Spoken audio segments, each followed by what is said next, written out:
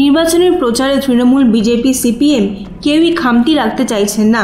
প্রার্থী ঘোষণা হওয়ার পর থেকেই রীতিমতো প্রচারে নেমে পড়েছে বিজেপি প্রার্থী অগ্নিমিত্রা পাল রীতিমতো গরমকে সরিয়ে রেখে প্রচারে ঝড় তুলেছেন। তাকে দেখতে ভিড় জমিয়েছেন সাধারণ মানুষ। আজ তিনি মেদিনীপুরের দাঁতনে প্রচার শুরু করেছেন। সকাল থেকেই দাঁতন বিধানসভার অন্তর্গত সমলেশ্বর জিউ মহাদেব মন্দিরে জনসংযোগ কর্মসূচিতে যোগ দিয়েছেন তিনি। তার সঙ্গে রাস্তার বাস, ট্রাক সহ টোটোতে সওয়ারি যাত্রীদের সঙ্গে হাত মিলিয়ে ভোটের আবেদন করছেন তিনি।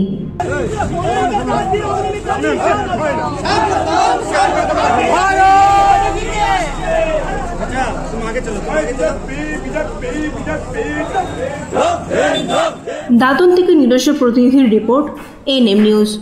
আরও খবরের আপডেট পেতে সাবস্ক্রাইব করুন আমাদের ইউটিউব চ্যানেলটি আর বেল আইকনে ক্লিক করুন নোটিফিকেশনস পেতে।